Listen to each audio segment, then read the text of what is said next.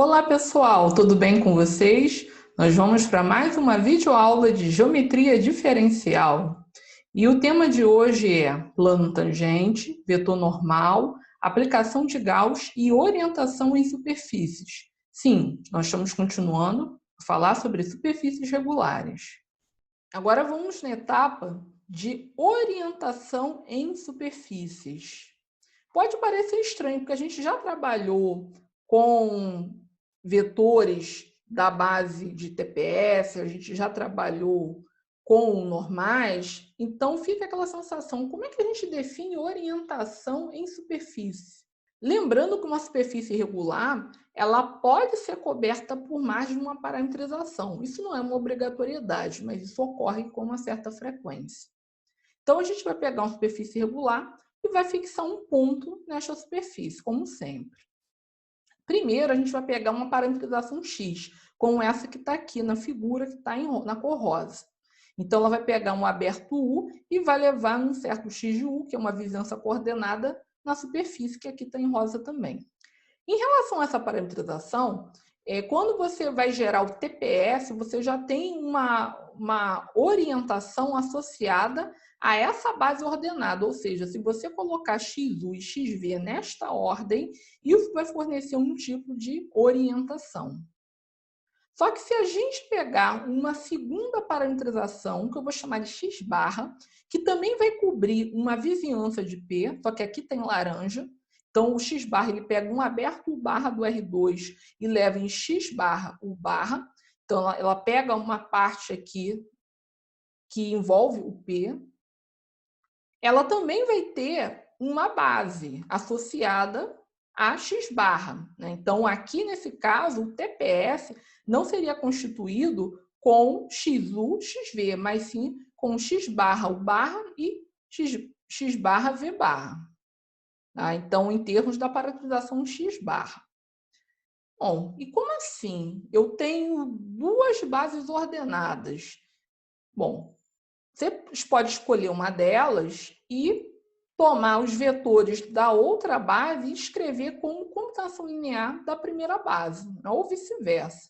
Então, eu queria colocar para vocês essa questão para a gente discutir como fica a questão da orientação. Será que quando a gente muda de parametrização para outra, a gente vai ter algum problema nessa orientação? E é isso que a gente vai discutir nesse momento. O que eu vou fazer? Eu vou pegar essa segunda base de TPS e vou escrever como combinação linear desses vetores XU e XV, que são os vetores da primeira base de TPS.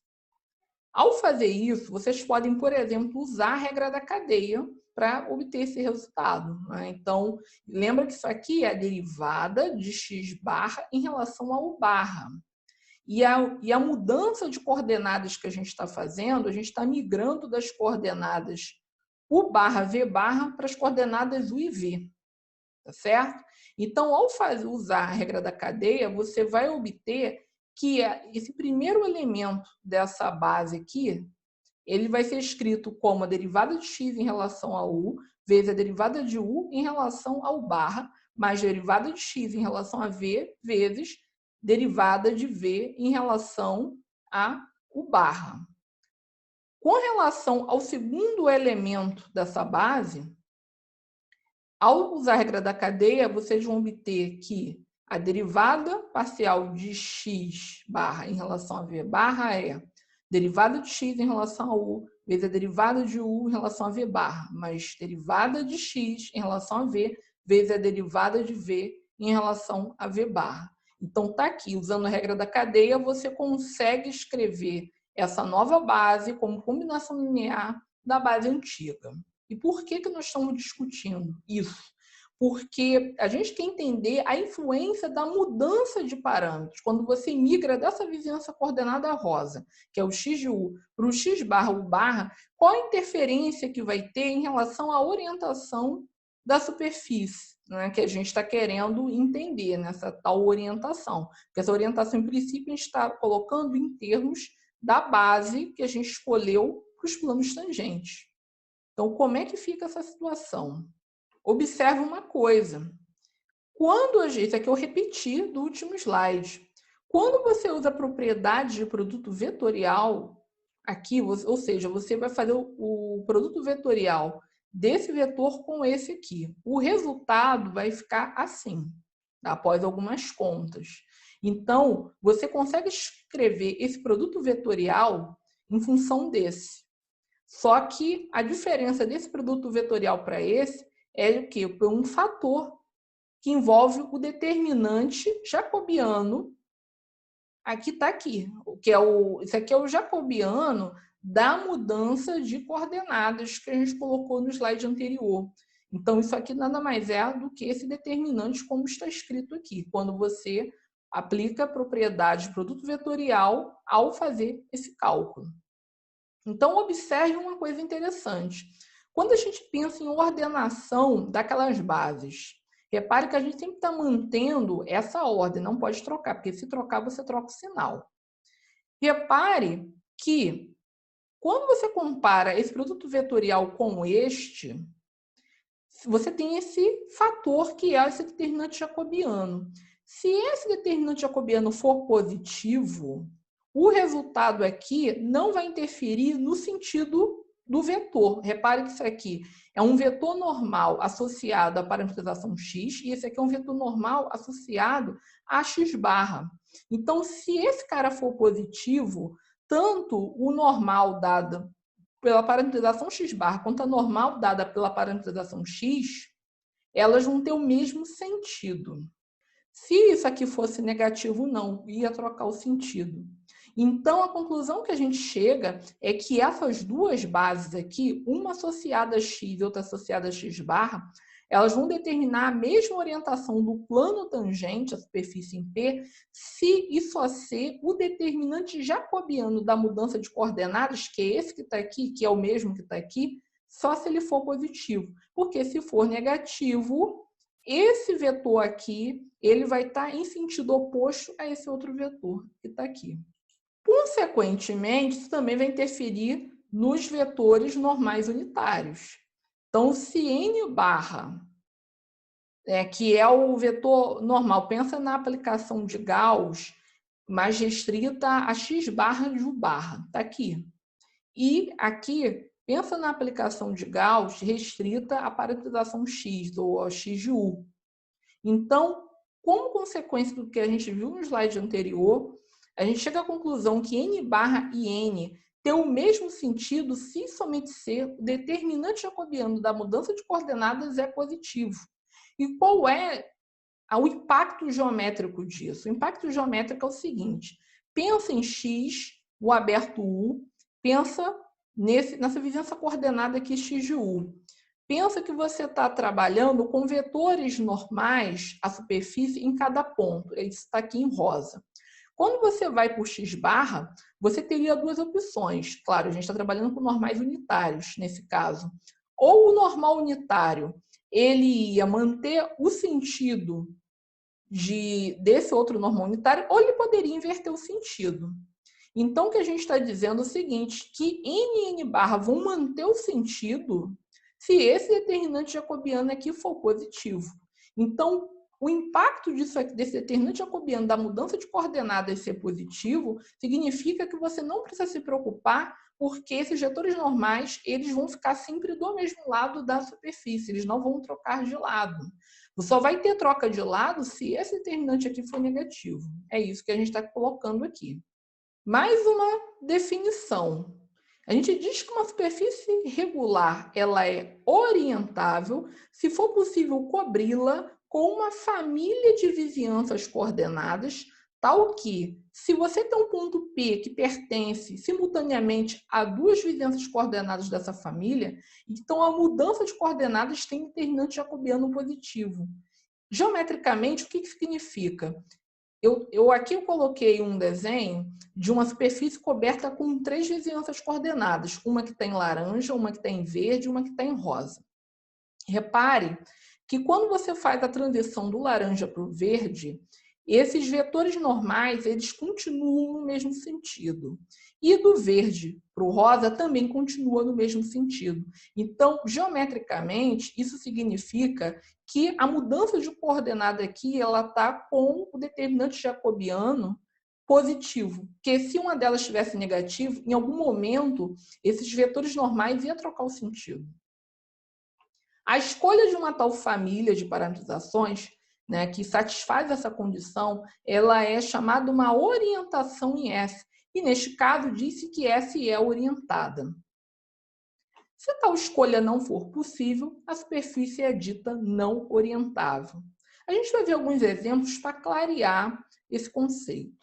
Vamos aos exemplos mais simples de superfícies orientáveis, ou seja, superfícies que você pode promover essa questão de você cobrir com números de parametrizações e que quando você for fazer a transição de uma vizinhança coordenada para outra, o determinante jacobiano dessa mudança é positivo. O caso mais simples são de superfícies regulares cobertas com uma única parametrização. Essa não tem nem o que dizer, porque não vai ter transição de uma vizinhança coordenada para outra, como nesse desenho. Então, nesse desenho aqui já tem duas. Então, quando é uma só, você fica o tempo todo dentro da mesma vizinhança coordenada. Então, óbvio que ela é orientável, você não vai ter problema com transição. Então, em particular, os gráficos de funções de classe sem infinito, elas são exemplos de superfícies orientáveis. Lembra que um gráfico de função ela é sempre coberta com uma única parametrização. Agora, vamos aos exemplos de superfícies regulares cobertas por duas parametrizações, cuja interseção das vizinhanças coordenadas é conexa com esse desenho que está aqui. Então, repare, aqui você tem duas vizinhanças coordenadas de uma superfície genérica. Repare que essa vizinhança aqui está de rosa e essa aqui de laranja. Repare que quando você muda de uma para outra, neste caso, os vetores normais eles não trocaram sentido. Tá? Então, isso é um reflexo que você tem a mudança de coordenada positiva.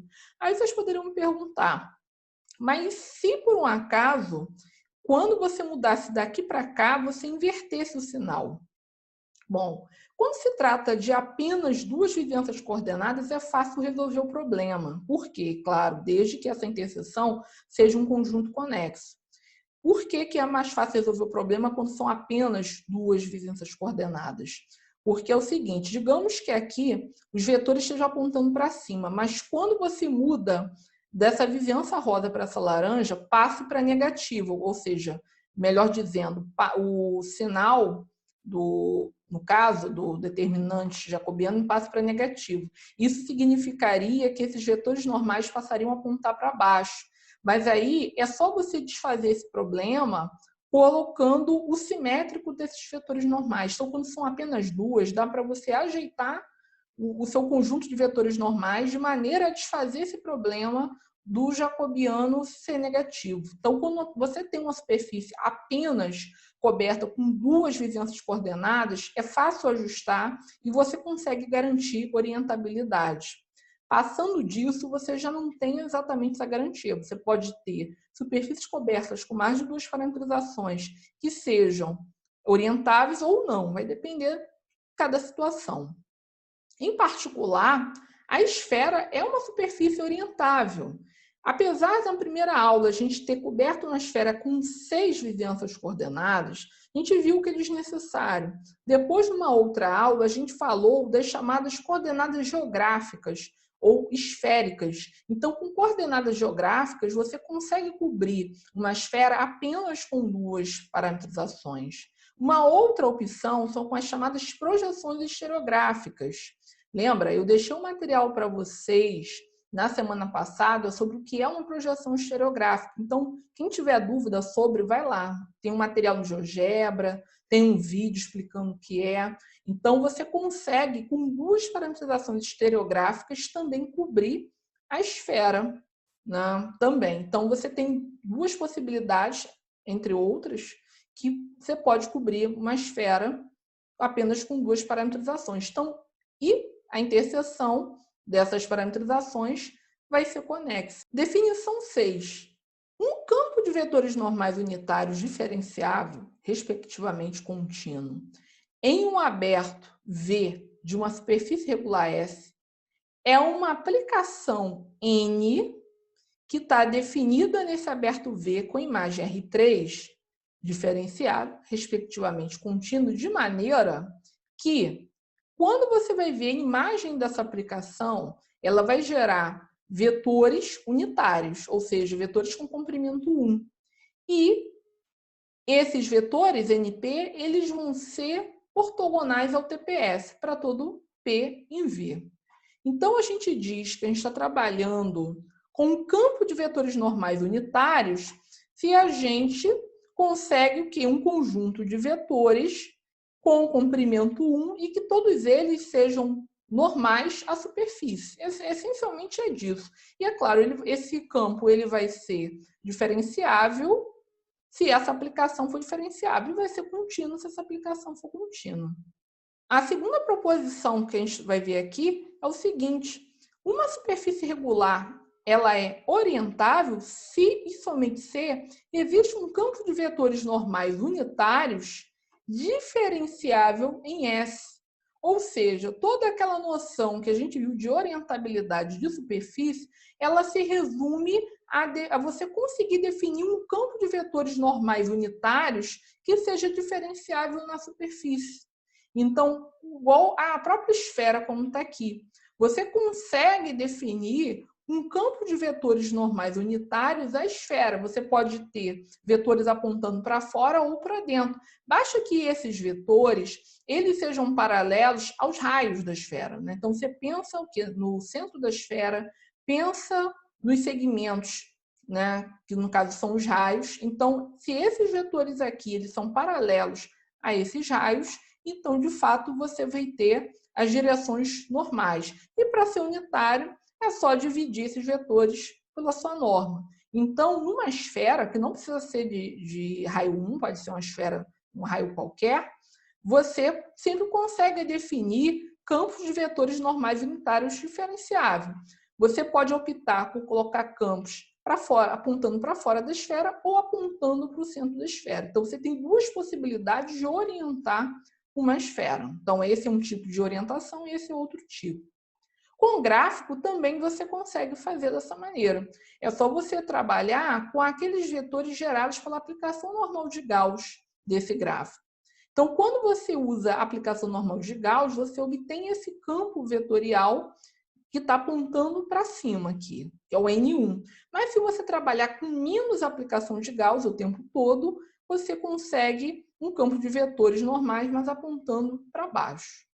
Então, o que eu digo para vocês, esses aqui são dois exemplos de superfícies orientáveis, e aí o que eu digo é que ser orientável é equivalente a você garantir um campo de vetores normais unitário diferenciável na superfície. E a prova disso está no material que vocês receberam. Agora eu queria colocar para vocês um exemplo de superfície não orientável. Pode parecer estranho, né? Porque tudo que a gente pensa, a gente sempre consegue, de alguma maneira, pensar numa orientação.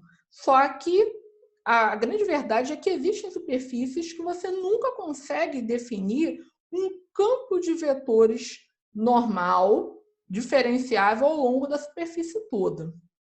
E aí, esse exemplo é um exemplo clássico, que é a faixa de Möbius, que também pode ser chamado de fita de Möbius. Se você observar essa figura que está à esquerda, esse GIF, ele explica como que essa superfície ela é gerada. Você pega uma faixa retangular fina, como essa que está aqui, e você, na hora de fechar, você não fecha igual um cilindro, você tem que torcer uma das extremidades, mas dar uma única torcida para fechar, conforme está nesse GIF. Observe que essa faixa ela tem uma metade azul e uma vermelha. E quando ela cola, o vermelho fica com o azul e o azul com o vermelho. Isso está indicando que houve uma leve torção, e apenas uma única vez. Então, ela é assim que é construída e você mesmo pode construir a sua faixa de Möbius em casa, pegando um retângulo forma de papel mesmo. Inclusive, tem muitos vídeos na internet que mostram como montar essa faixa. Aqui na direita tem uma animação de uma obra clássica do Escher, né, que era um artista holandês que brincava com vários conceitos matemáticos em suas obras.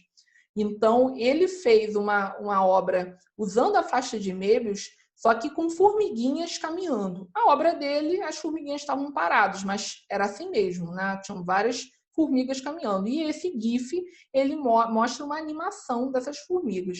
Repare o que acontece, acompanhe, fixa uma formiga e olha o caminho dessa aqui, por exemplo. Ó, ela está andando aqui, ó, tá aqui. Daqui a pouquinho, ela vai passar, que seria o outro lado da faixa, tá? Então, a sensação que a gente tem é que ela começa por fora, depois ela vai por dentro da faixa, depois volta por fora. Essa é apenas uma sensação, porque a grande verdade é que essa faixa não tem lado, na verdade, ela tem um único lado. Então, aqui, ela não tem o que seria o lado de dentro, o lado de fora, ou o lado de cima e o lado de baixo. Ela tem um único lado. E repare que depois de 2 voltas, a formiga volta à posição original. Então, assim, a sensação que a gente tem é que a formiga ela começa num lado e termina no outro. Mas, na verdade, essa é uma superfície com um lado só.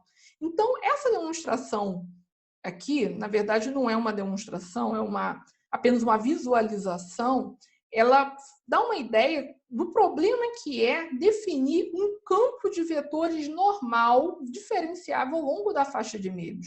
Ou seja, se você começar a definir esses vetores num sentido, depois, em algum momento, você vai trocar o sentido. E você não consegue desfazer isso.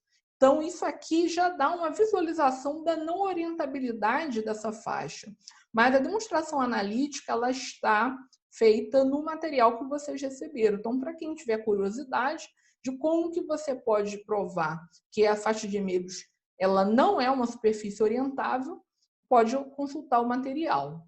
E fica aquele recado de sempre para vocês ler os textos, fazer todas as atividades selecionadas, tirar sempre as suas dúvidas. E aí eu deixo um abraço, bons estudos e até a próxima.